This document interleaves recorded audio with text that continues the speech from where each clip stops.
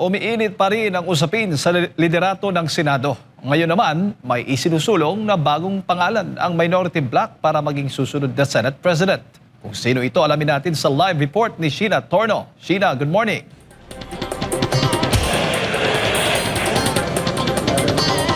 Jade and Admar, magandang umaga. Inendorso na nga ng Senate minority itong si Senator Win Gatchalian bilang bagong Senate President. Mangyayari lamang ito mga kapartners kung makakakuha ng sapat na boto si Gatchalian mula sa mga senador. 2 linggo pa lamang mula nang maluklok bilang Senate President si Senator Alan Peter Cayetano. Si Cayetano inahalal bilang bagong SP matapos makakuha ng sapat na boto nang muling lumutang sa plenaryo si Senator Bato de la Rosa matapos ang 6 na buwang hindi pagdalo. Sa kabila nito, patuloy pa rin ang usap-usapan tungkol sa umano'y posibleng kudeta sa Senado. Sa isang pahayag, sinabi ni Senator Kiko Pangilinan na nais ng minority bloc na tinawag niyang SB 11 o Solid Bloc 11 na maging bagong Senate President si Senator Win Gatchalian.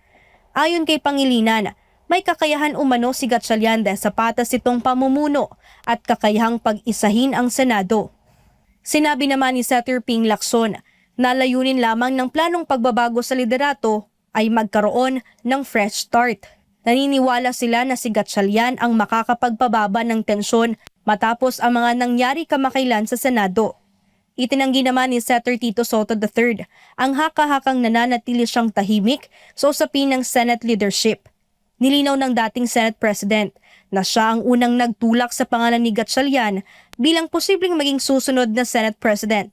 Sa gitna na rin ito na humiinit na usapin sa kung sino ba talaga dapat ang manguna sa Senado.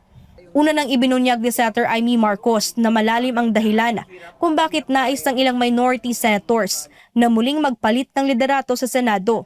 Ayon sa senador, may naganap umanong pag-uusap sa pagitan ng ilang leader at opisyal ng administrasyon bago ang impeachment vote. Tinalakay raw dito ang posibleng pagbuo ng Constitutional Assembly o CONAS. Sa ilalim ng CONAS, ang mga senador at kongresista lamang ang magbabago ng konstitusyon o charter change. Dagdag pa ni Senator Amy, napag-usapan umano ang posibilidad na term extension at no election scenario sa 2028. Kung matutuloy, mapapahabang termino ng Marcos Jr. government na may tapat 6 na taon lamang na panunungkulan base sa konstitusyon. Very simple lang yung what I wanted to impart to all of you was... Ang pahayag na yan ni Senator Ivy Marcos ay maring itinanggi ni Senator Lacson at Senator Tito Soto dahil sabi nila ang mga napag-usapan sa kanilang caucus o pagpupulong doon sa minorya ay patungkol umano sa issue ng impeachment at kaguluhan sa Senado at hindi ang patungkol sa CONAS. Pero ayon sa isang eksperto mga kapartners, kung matutuloy man itong itinutulak nilang CONAS sa ilalim ng bagong konstitusyon ay walang kapangyarihan yung mga incumbent officials dahil applicable na lamang yung kanilang itutulak na term extension doon sa mga new set of officials na iluluklok sa susunod na halalan. Ayon pa sa isang eksperto, kapag pinilit nilang manatili sa kanilang posisyon sa ilalim ng bagong konstitusyon, ay maituturing itong usurpation of the sovereign powers of the state. Ang sovereign power, mga kapartners, o ang kaparihang soberanya ay ang pinakamataas na kapangyarihan na estado na nagmumula mismo sa mga Pilipino. Ang nakasaad din sa konstitusyon, sovereignty resides in the people and all government authority emanates from them. Ibig sabihin mga kapartners, ang kapangyarihan ng gobyerno ay hindi kanila, kundi pinagkatiwala lamang ng taong bayan. May dagdag ko na lang din, abangan din natin yung mangyayaring sesyon sa plenaryo mamaya dahil sabi nga ni Senate President Cayetano, mapapag-usapan yung nangyaring kaguluhan dito sa Senado patungkol na nga doon sa nangyaring putukan at ginawang pagsilbi o nakatakda sa ng pagsilbi ng NBI kay Senator Bato de la Rosa. At antabayanan din natin yung magiging privilege speech ni Senator Amy patungkol dito nga sa itutulak na CONAS. Jade and Admar.